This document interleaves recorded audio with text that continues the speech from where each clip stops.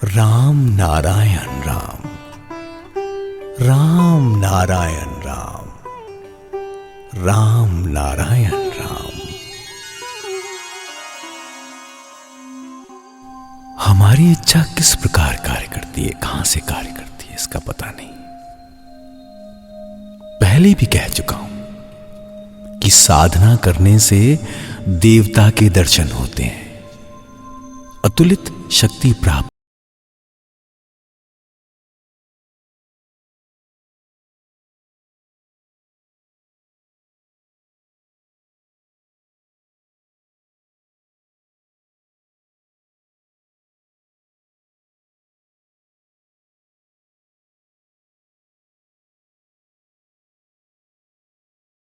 उसका प्रमाण हमें अपने अंदर ही मिलता है। ये अधिकांशतः कहानियों, कही हुई बातों और शास्त्रों में प्रचलित है, लेकिन ये केवल कहने की बात नहीं है। सभी अपने जीवन में इसका प्रयोग कर जिन साधारण इच्छाओं को पूरा करते हैं, वही शक्ति परम वस्तु प्राप्त करने के लिए भी प्राप्त।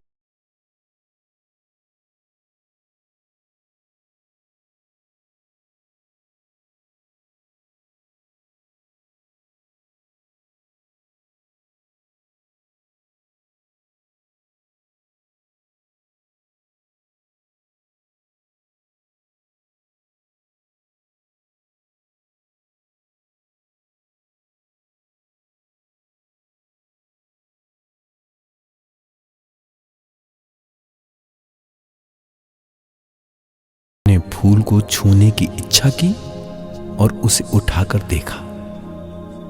जरा सोचो तो, इस फूल को तोड़कर कौन लाया? क्या मैंने हाथ से कहा और उसके बाद हाथ ने फूल को तोड़ा? इतनी बातों, इतने सोच विचार की जरूरत नहीं होती। मन में इच्छा उत्पन्न होते ही हाथ ने फूल को तोड़ लिया। इसके बाद कहता है सुंदर फूल, सूंघकर कहता है कितना सुंदर।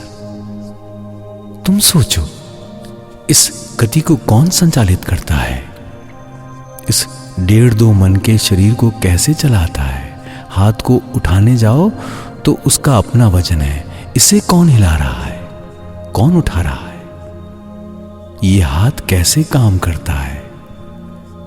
इसी से समझ लोगे कि देवता का दर्शन मिलेगा।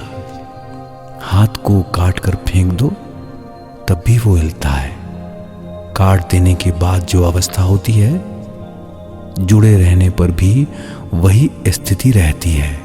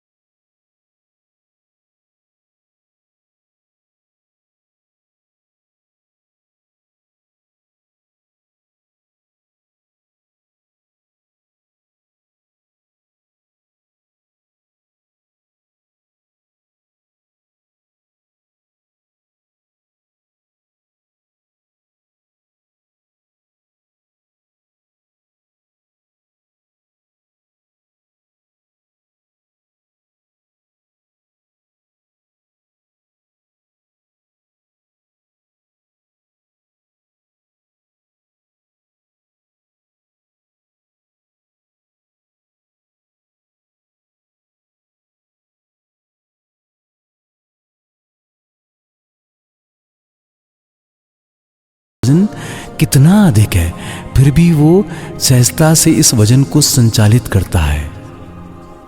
ये चलाने वाला कौन है? वो अदृश्य की आवाज है। अदृश्य रहकर, गायब रहकर आवाज या संकेत देता रहता है। आकाश से रंग मिलाकर, उसमें समाहित रहकर इस संसार का कार्य किए जा रहा है।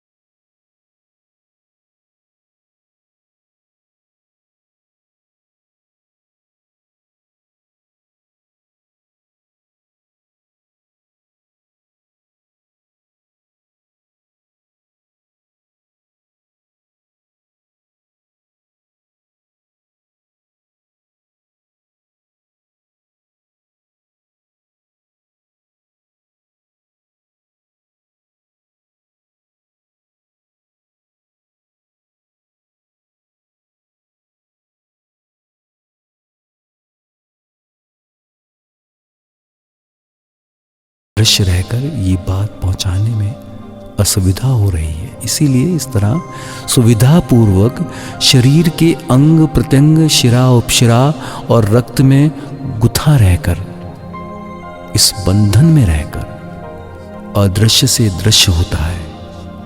याद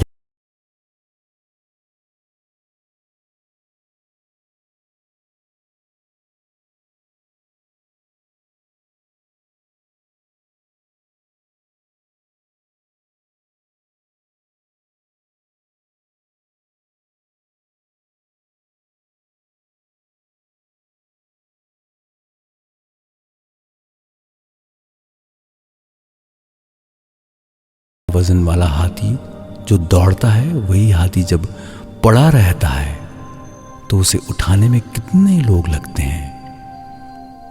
जब दौड़ता है तो उसके साथ दौड़ा नहीं जा सकता। ये जो इच्छा दी गई है, ये मात्र उदाहरण या नमूना है। इसी से वो अपने अंग से चाहे जो कार्य करा लेता है। संतान का जन्म लेना भी आसान बात नहीं है। इतने से नमूने से ही तुम कितने प्रकार से उसकी क्षमता का परिचय प्राप्त कर रहे हो। प्रकृति तुम्हें कितने प्रकार से समझा देती है। तुम जो भी करते हो, शरीर को उठा बैठा सकते हो, जितना भी वजन हो वो तो उसका वह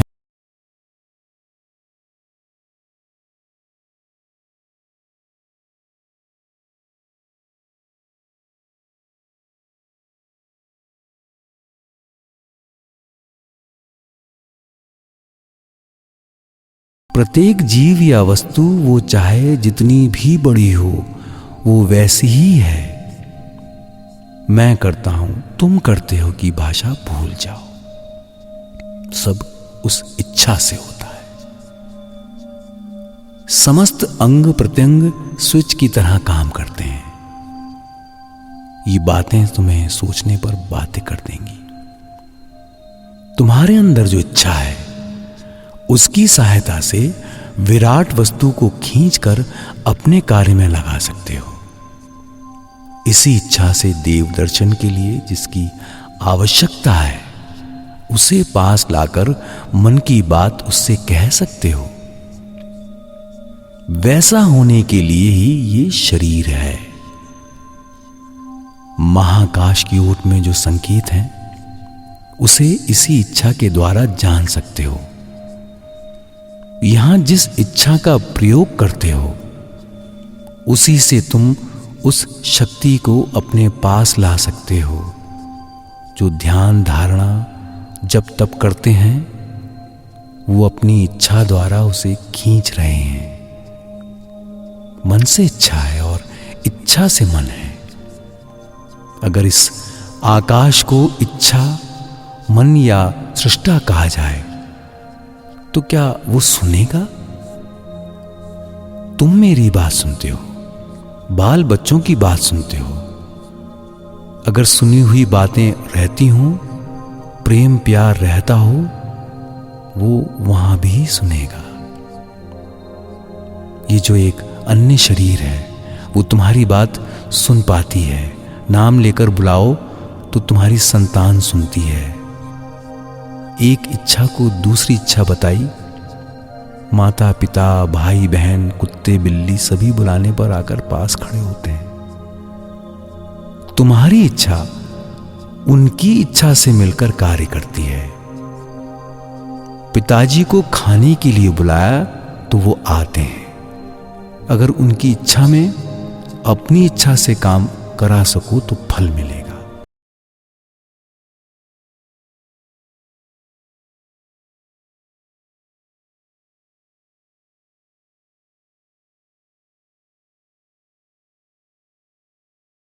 दो की इच्छा से सृष्टि होती है, परिवार चलता है। अगर समस्त इच्छाएं एकत्रित हो जाएं, एक तरह से कार्य करें तो विराट परिवार बन जाएगा। तुम्हारी आंख कान नाक जीभ त्वचा अगर एक साथ कार्य करे, आकाश की इच्छा करें तो वो वशीभूत होगा। आकाश की इच्छा शक्ति उसका आकार नहीं है, वो निराकार है। आकार ना होने पर भी उसमें एक इच्छा शक्ति हमेशा कार्यरत है। अपनी क्षुद्र इच्छाओं से बताते रहो तो हमारी क्षुद्र इच्छा उसके कान तक अवश्य पहुंचेगी। वो हमें आशीर्वाद देगा।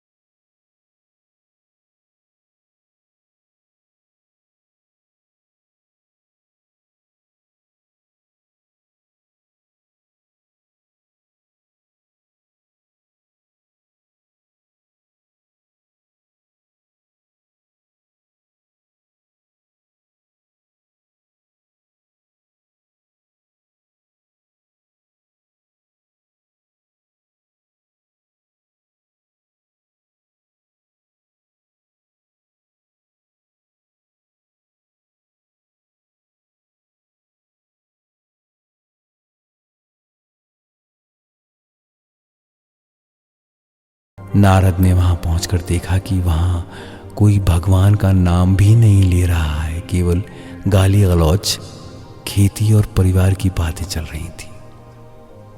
नाम धाम कुछ नहीं, भगवान का भाव भी नहीं था। उन्होंने किसान को बुलाकर कहा, विष्णु ने मुझे तुम्हारे पास भेजा है। कहते हैं कि तुम उनके बहुत बड़े भक्त हो, पर मुझे तो ऐसा कुछ दिखाई नहीं देता। उसने पूछा, क्या देखना चाहते हैं? विष्णु आते हैं या नहीं? तो आप मेरा काम कीजिए, वो तो बुलाते ही आएंगे। ओ भगा, ए भगा। नारद चिढ़कर सोचने लगे, ये कैसे अशिष्टता से बुला रहा है, जैसे नौकर चाकर को बुला रहा हो। ठीक से बुला भी नहीं सकता। इधर भगवान अपनी चारों भुजाओं सहित आकर उपस्थित हो गए। ये देखकर नारद हैरान रह गए। किसान से लिपटकर बोले, तुम तो अजीब हो।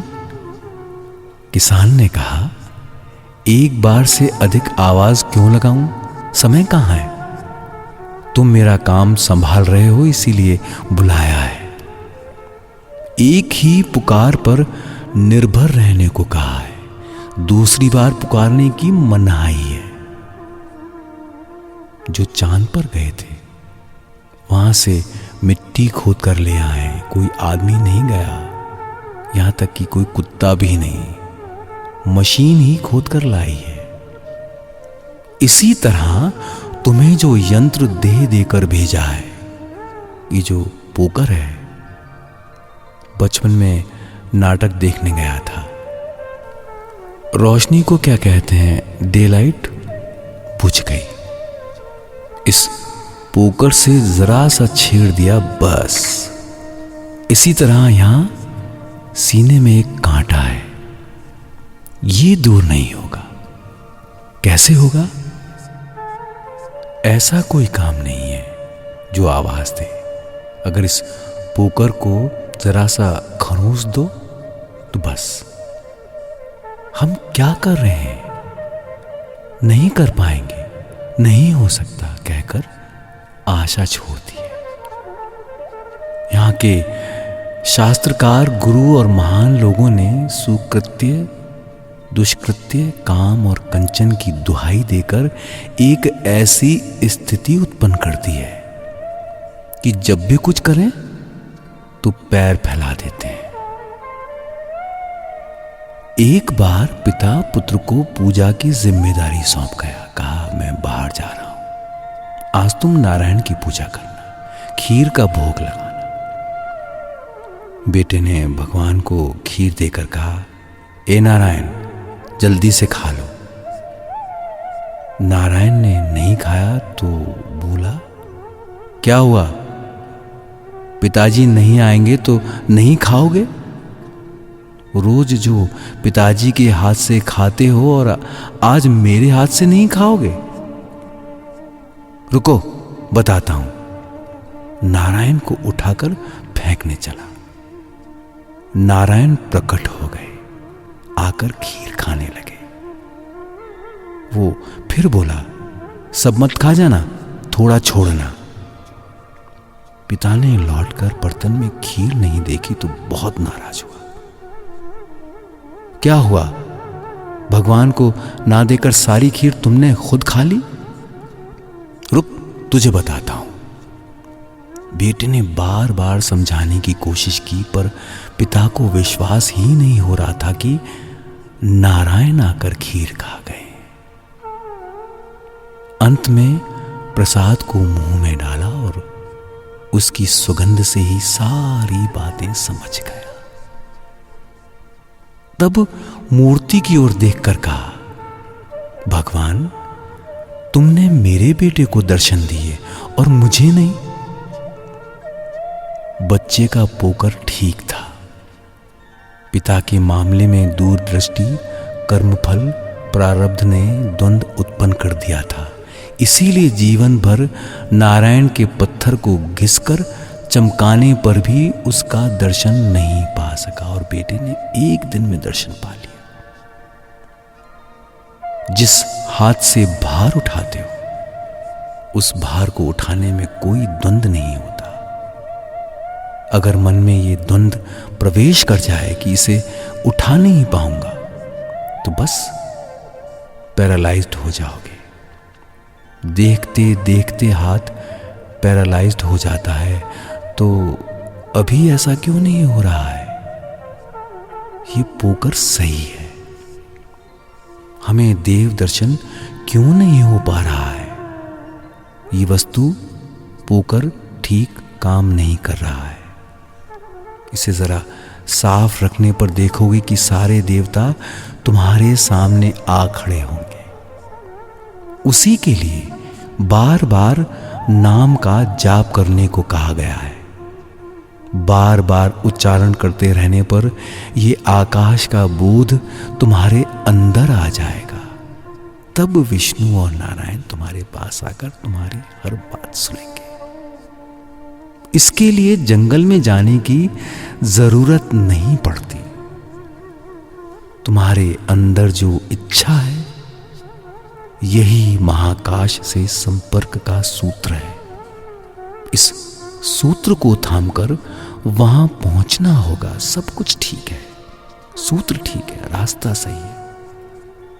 सांसों के साथ बता रही है कि जो छोड़ी जाती है वो मृत्यु है, जो आती है वो जन्म है। जन्म हर पल मृत्यु को अपने साथ लेकर चल रहा है। ये पोकर ही जीवन मार्ग का एकमात्र सहारा है। यही जिस्ट है। तुम्हें मूल तत्व की मूल बात बताई गई है। उसमें कर्म फल, भाग्य फल कोई बाधा नहीं डाल सकते। सब में भाग्य का फल लगाओ, पर देवता के दर्शन में, सिद्धि, मुक्ति और निर्वाण में भाग्य और किस्मत बाधा नहीं डाल सकते। जो शरीर लेकर इस पृथ्वी पर आए हैं वो सभी इसके अधिकारी हैं। शिव ने कहा है कि जो इस पृथ्वी के गर्भ में, भूगर्भ में आविर्भूत हुए हैं, जन्म लिया है, वो सभी देव दर्शन पाने के अधिकारी हैं। उन्हें हर पल, किसी भी समय देव दर्शन और सिद्धि, मुक्ति, निर्वाण की प्राप्ति हो सकती है। इसका अवसर लेकर ही पृथ्वी पर जीवों की सृष्टि हुई है। अगर भाग्य की बात करो तो यही बहुत बड़ा सौभाग्य है। हम काम नहीं कर रहे हैं, कर नहीं पा रहे हैं, यही दुर्भाग्य है। शिव ने कहा है यहां कोई दूरदृष्टि, कर्मफल, सुकर्म, दुष्कर्म नहीं है। जिन्होंने जन्म लिया है वो इसका अधिकार लेकर ही आए हैं। महाकाश की महाशक्ति से ताल में ताल और गति बनाए रखकर आगे बढ़ो। मन को आकाश में समर्पित कर निर्भय होकर यहां के कर्तव्य करते रहो, तभी वहां की आवाज सुनाई देगी। तुम्हें जो दे जा रहा हूं वो जिस्ट है। तुम देखोगे कि वो साधना के मार्ग पर तुम्हारी कितनी सहायता करेगा। सब मिलकर बोलेंगे राम नारायण राम, राम नारायण राम, राम नारायण राम। राम नारायण